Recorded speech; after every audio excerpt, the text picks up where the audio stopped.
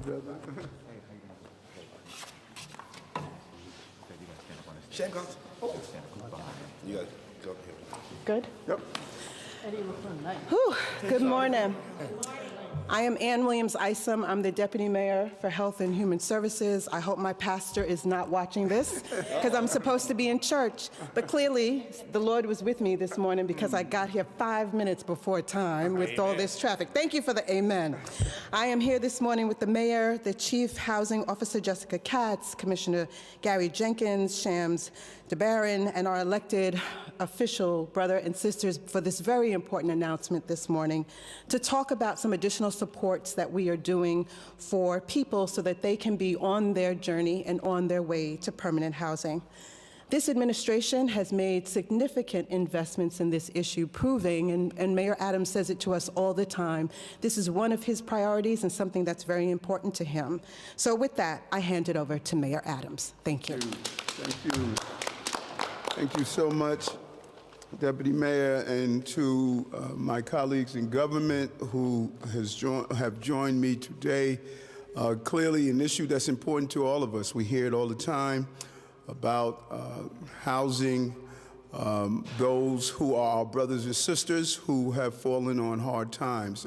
The other night, I think it was Thursday night, while out, must have been about 1:30 in the morning, while out looking at our subways on Flatbush and DeKalb Avenue, there was an encampment where a woman was living, and I got out the car and sat down next to her, engaged in a conversation.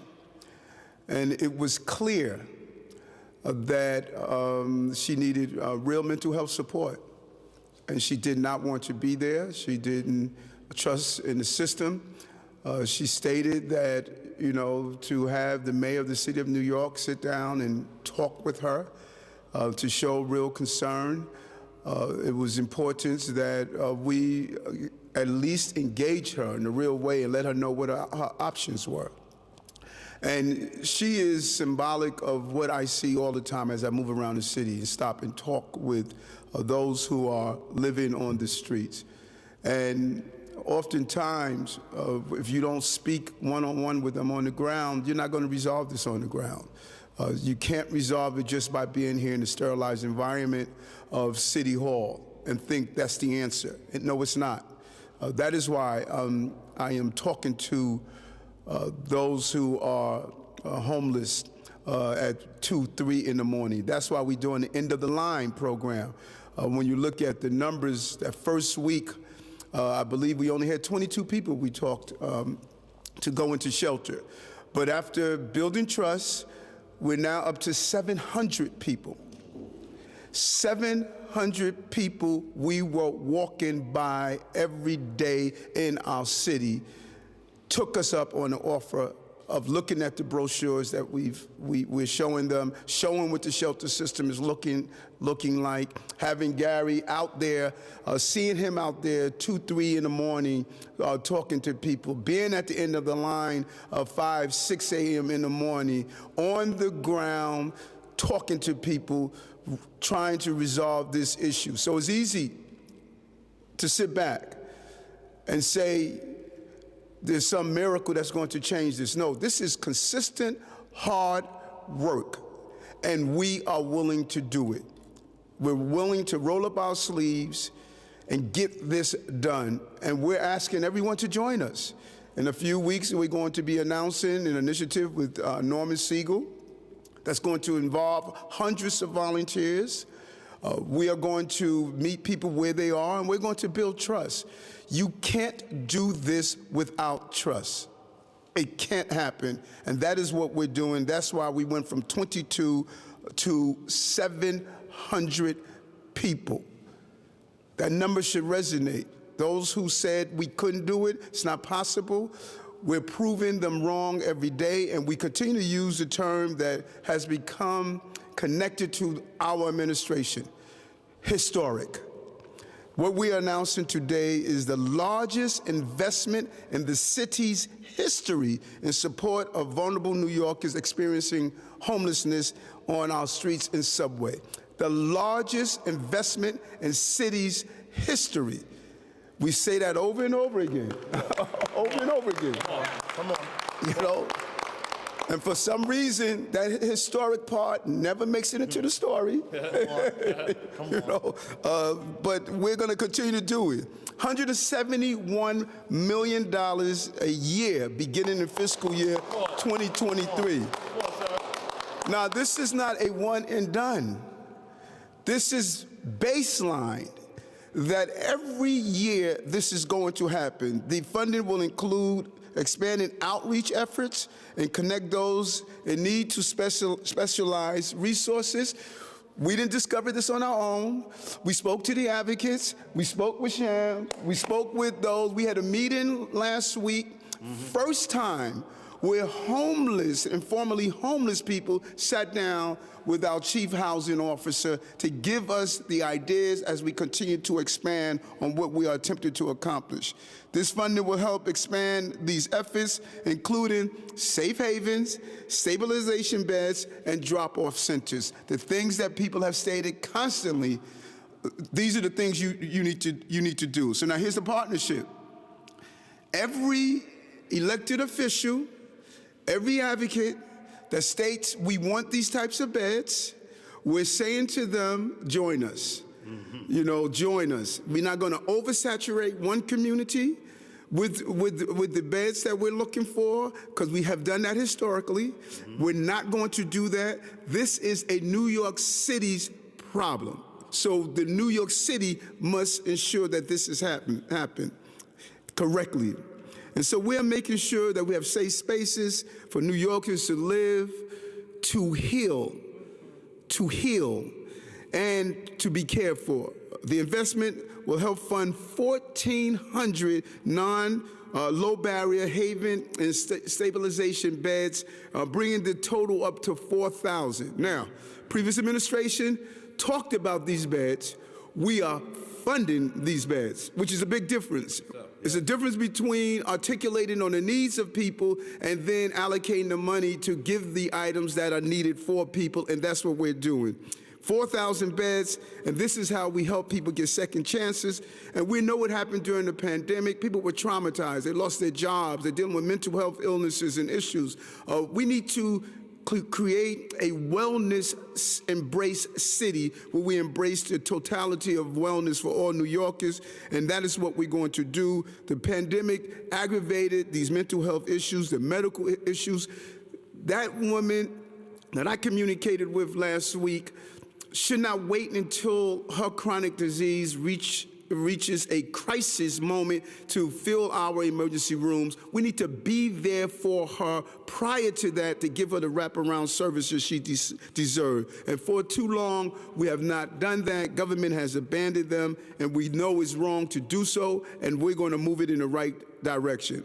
We're not abandoning our homeless family members and loved ones, and we are proud of this historic allocations of resources, of stating that we're going to show our support for those who are in need. And I want to thank my colleagues who are here, because they have been advocating for this for so long.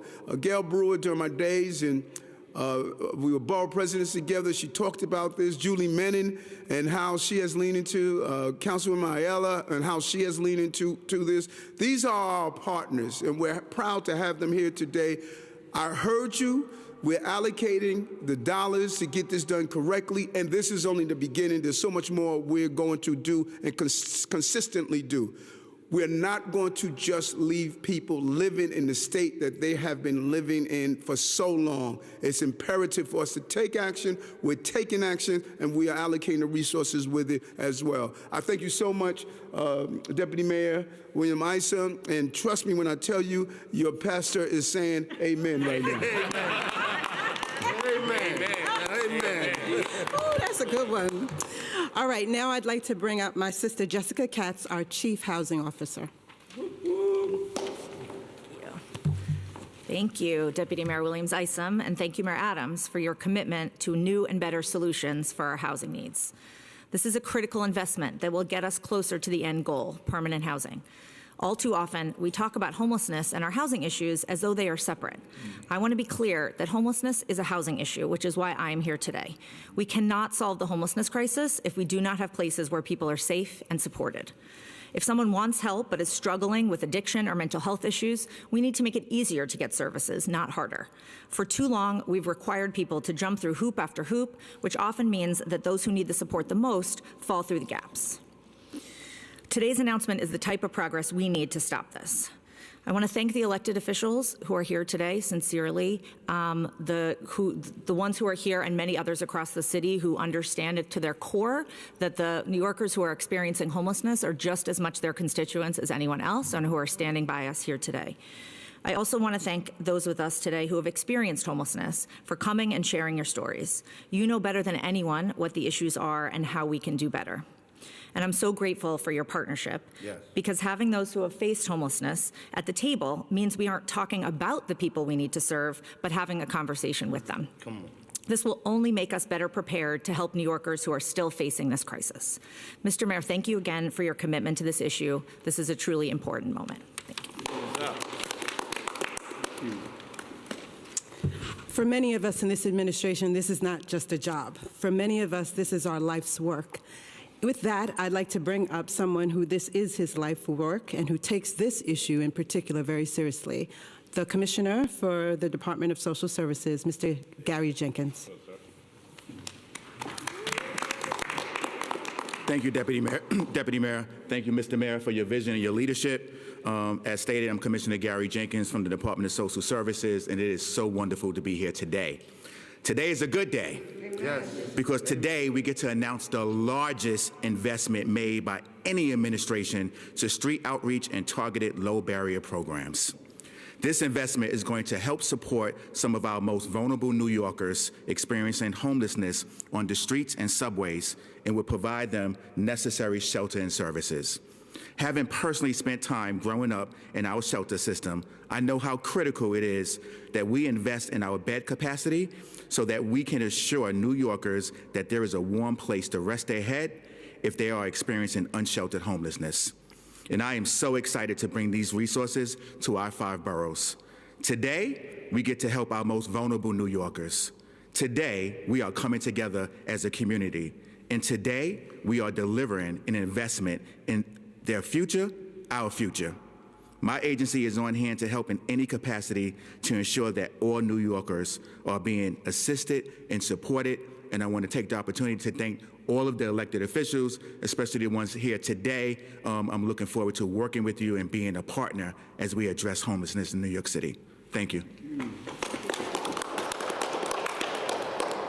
As the mayor said last week, we had a meeting with a group of people who had lived experience. Shams Zabaran was one of those people, and all of us in the administration sort of stood to the side, and the folks were at the table. It was a profound moment, it was a beautiful moment, but it was also a moment where I think we all learned. Everyone looked different. It was men, it was women, it was young people. They were black, they were white, they were Latinos. And so we really have learned so much and are so appreciative of Shams Zabaran for continuing to teach us, because Lord knows we need to learn a lot. But thank you so much for being here with us today, Shams, and for your partnership.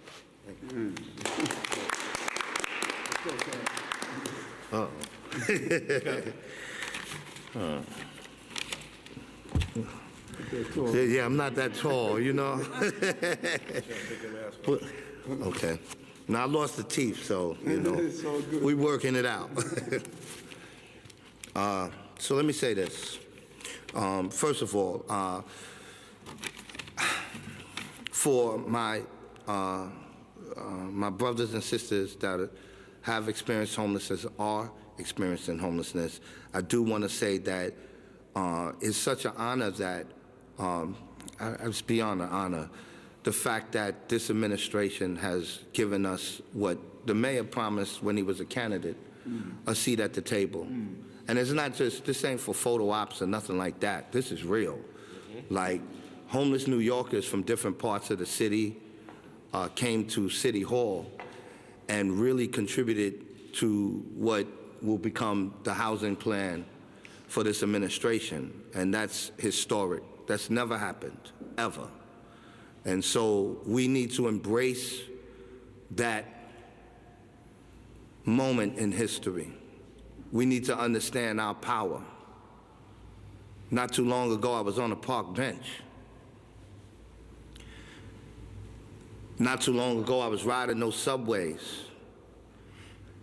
And to be able to stand with an administration that's committed to homelessness, and we're not even, 4 months in? We're not even 4 months in. People we're asking, what is he gonna do? You know, not even 4 months in, and we got 171 million? 171. Not for what you think, but for what the people ask for. There you go. There you go. You gotta embrace that. So pardon me, I know I got time. So I want to say greetings to everybody. What a joyful day this is. I'm proud to be here with my mayor, our mayor, the deputy mayor, Ann Williams Isom, Commissioner Gary Jenkins, and the Chief Housing Officer, Jessica Katz, my city council people, my brother Eddie Gibbs. Eddie grew up with me, so you know, that's a good buddy back there. And my name is Shams the Baron. I grew up in foster care since the age of 2. At the age of 10, I started experiencing homelessness. And at 12, I was discharged permanently into the streets. My story ain't all gloom and doom, for I was an academic star and a pioneer of hip-hop. But the experience of being homeless has been a constant factor in my life. I was that person that you see in the street and subway. I had nowhere to go.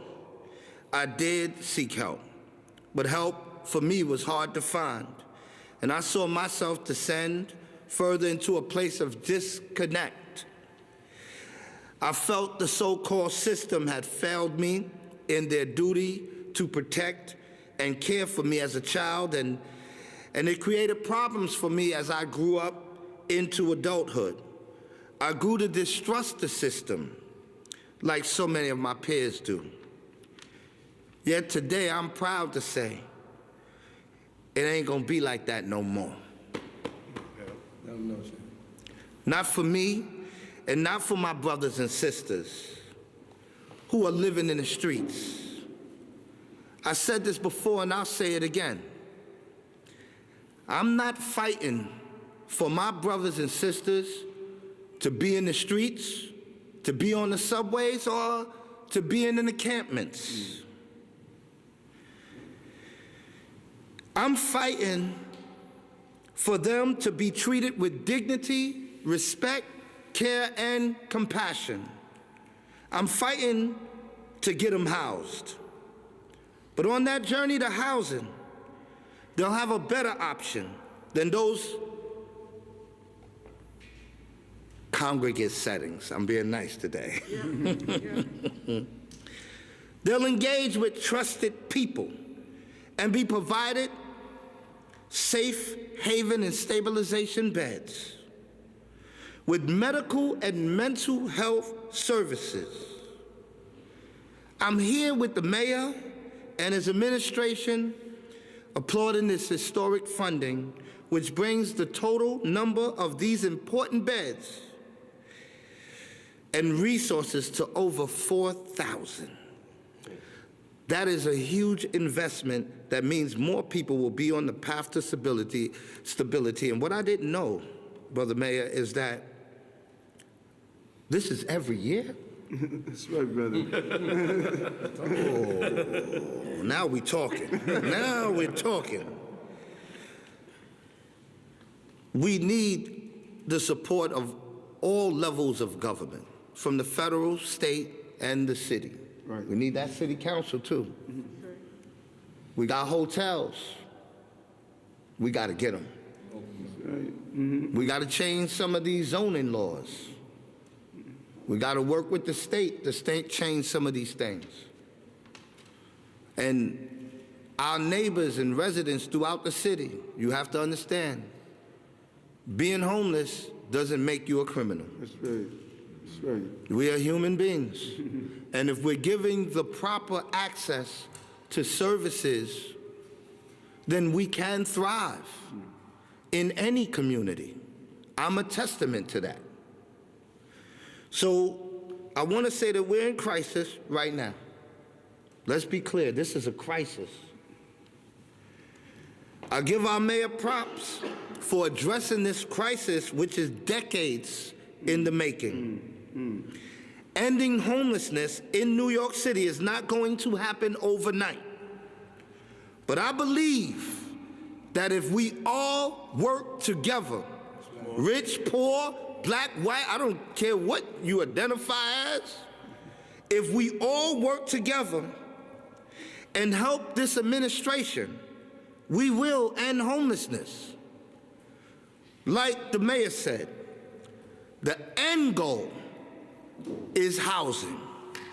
Come on, Tab. Come on, Tab. And I know we will get there. Thank you all. Thank you, brother. Thank you, man. Thank you, man.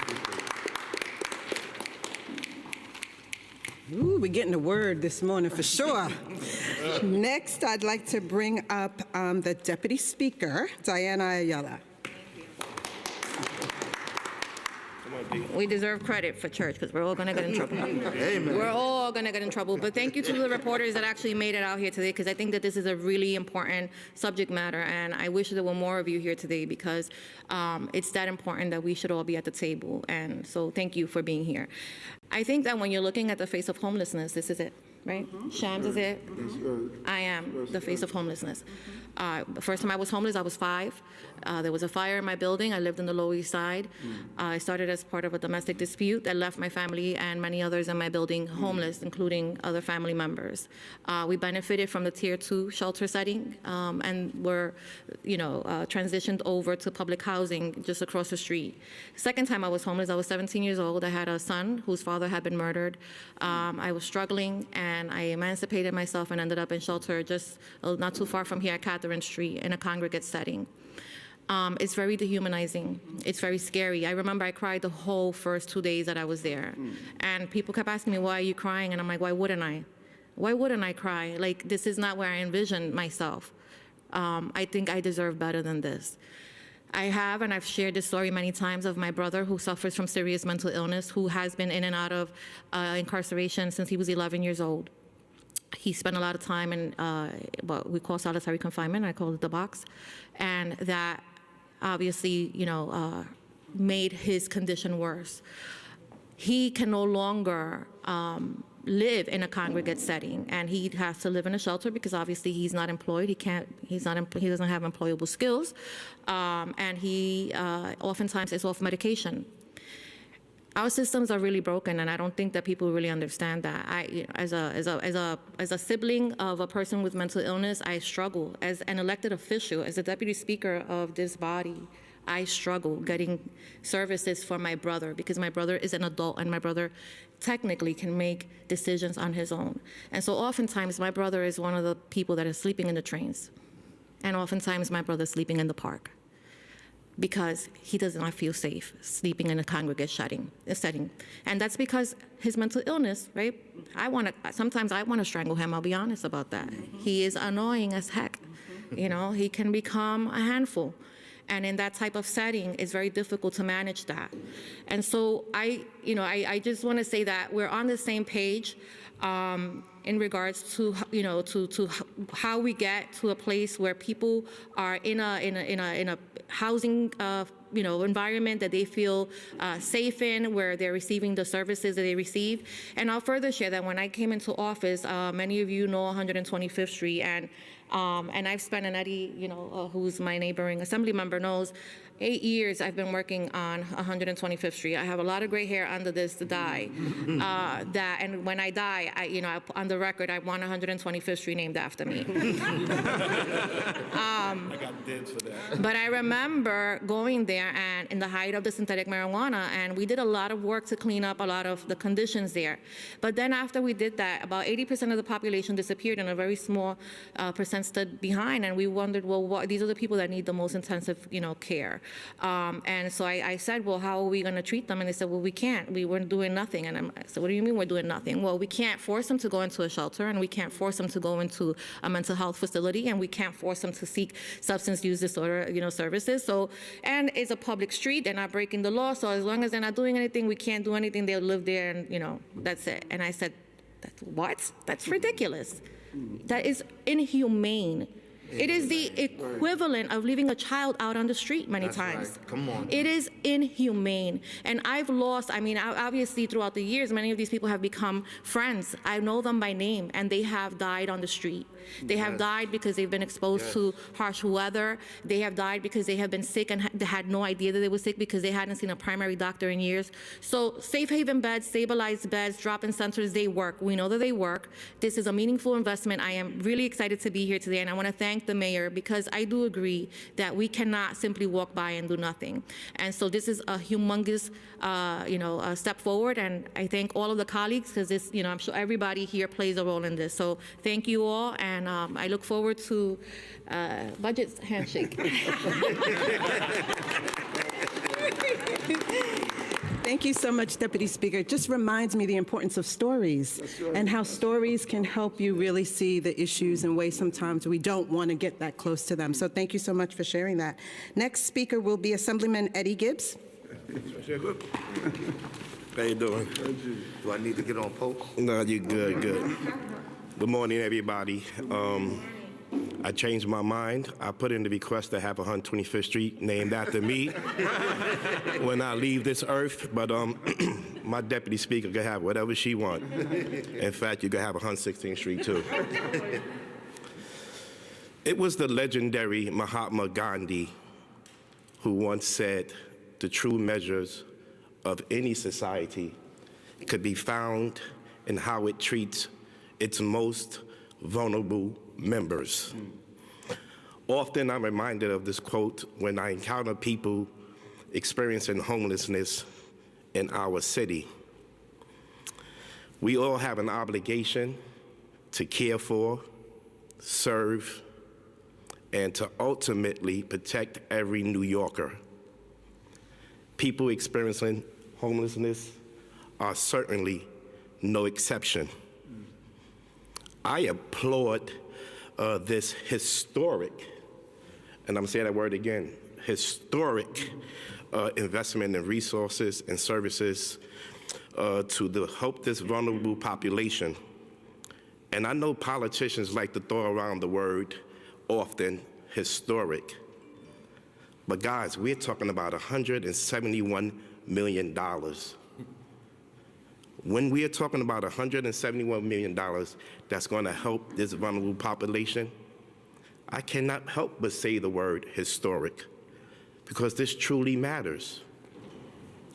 This is the largest investment of this nature made by any city administration ever, and a critical step in our ongoing mission to turn New York around and make it the more equitable city that we all deserve.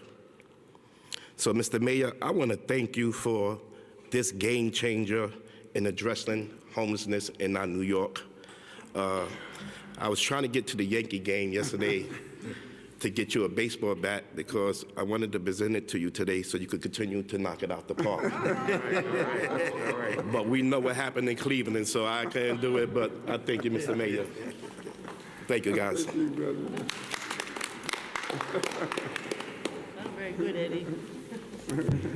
I am proud to be a New Yorker every day, but there's something about this moment that I think I'm going to remember for a long time. So thank you, Assemblyman. Next, we have Councilmember Gail Brewer.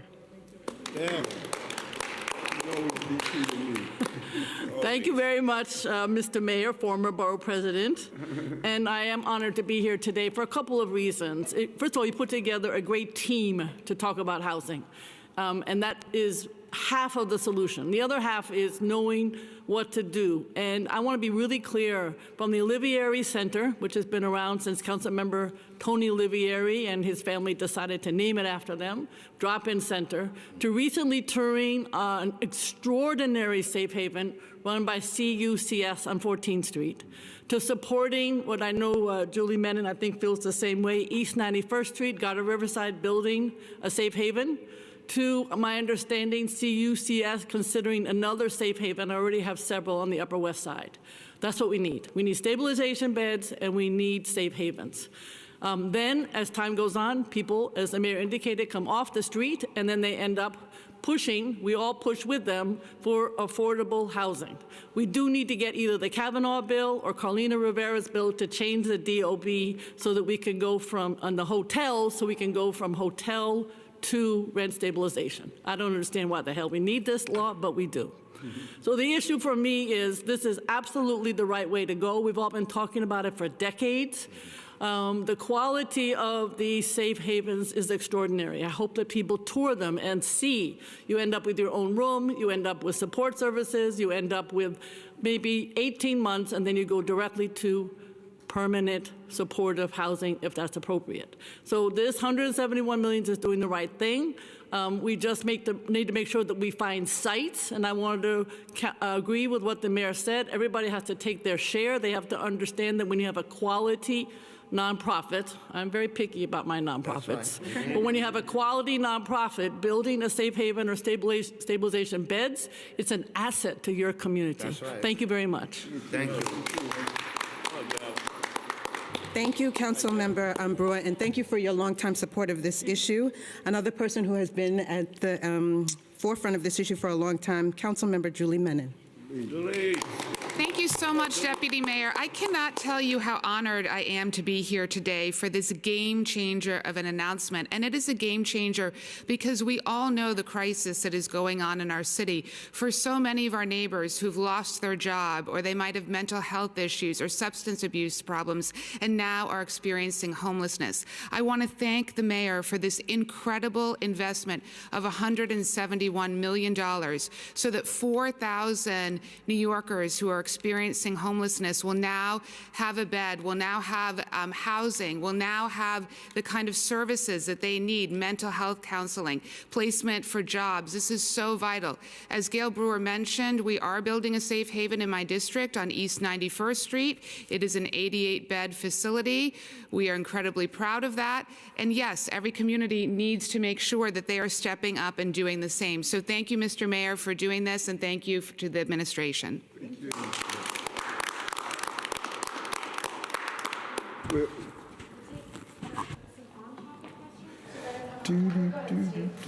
Morning, Mr. Mayor. Good How's to it see you. going? You 7 days a week like me, you know that. Get stuff done too.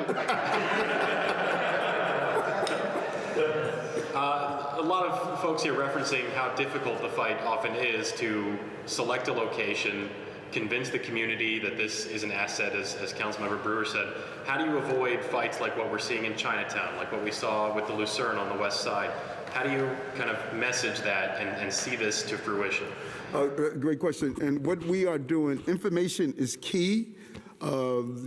Commissioner Jenkins we're going to put in place a GIS mapping. So when we sit down and speak with our council persons, we can show them where their colleagues have beds, how many beds they have in their area. And so when we go to community boards, it shouldn't be that we're trying to dump into your community. We believe the city has failed to do a real visual analysis of here are the beds. And then as partners, say, where would you like the bed in your councilmatic district? I know that in particular, Bob Holden attempted to say that instead of putting the bed in this location, can we put it in this location? No one was willing to listen to him. We don't want to do that. We want a partnership with our council persons and say, here's the beds across the city. If there are 10 in one district and there's 2 in your district, we need your help in placing the beds in your district. So it's about information. We don't want to force feed. We want a partnership to get it right. Mr. Mayor, over the last few weeks, we've seen a bit of a revolving door We've had folks who put up encampments, refuse to leave the encampments, then get arrested, then come back 2 weeks later. You know, the same thing happen over and over again. Arrests, camps being built. Is this investment? Do you think it could help stop this revolving door of arrests and these encampments keep getting built? Yes, without a doubt. And remember, as we stated, we're building trust. So when you have 10 people that you say we're no longer living on the street like this, and 2 of the 10 decide, well, I'm going to find another location, sometimes we miss the 8. The 8 that have made the decision, either they're going to go back home, they're going to take us up on our safe havens, they're going to find other ways to make sure they have the proper housing, and then we're going to go back to the 2. We're going to continue to build trust. We have an amazing group of people who are on the street every day building that trust. That trust is part of the problem that we're finding. When I spoke with the woman last week, she just did not have trust. She didn't believe anyone cared.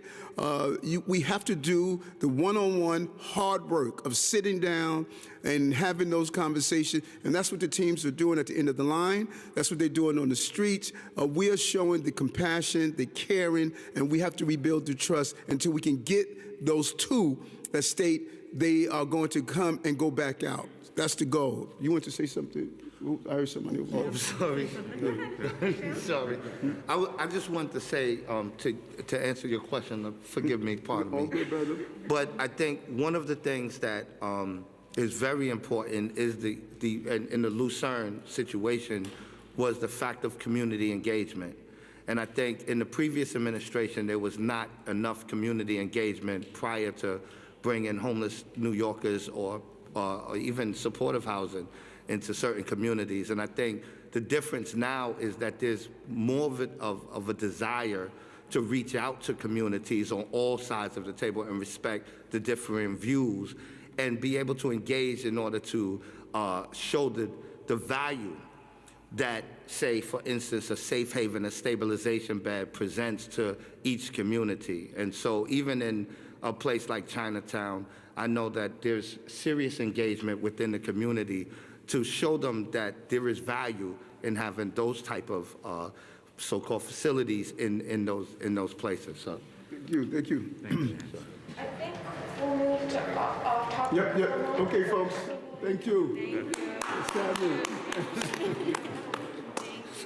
Thank you. I need your phone. I need to be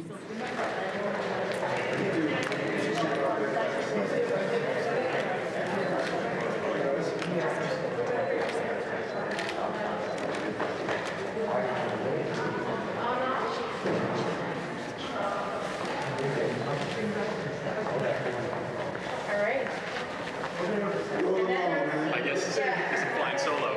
Go for it. On NYPD and vaccinations, how many notices have gone out to unvaccinated NYPD to say, now's the time before you're gone? I'm not sure, but we'll find out for you.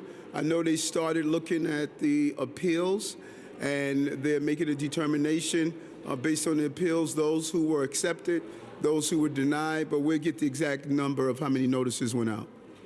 Okay? All right. Thank you. Well, you're by yourself, so we'll give you 2. I appreciate it. Kind of a camping Earth Week type of question, tangential to Earth Week. You have a decision that may need to come in the next few years on the BQE, the cantilever stretch in Brooklyn Heights. I wanted to see if you've given any thought to that. Your predecessor going to put in some Band-Aid fixes to give it a couple of years, but you're going to need to start planning soon on that. Without a doubt. Had a meeting this morning with the Chief of Staff. We are going to engage the Governor's Office as well as some of the federal infrastructure dollars.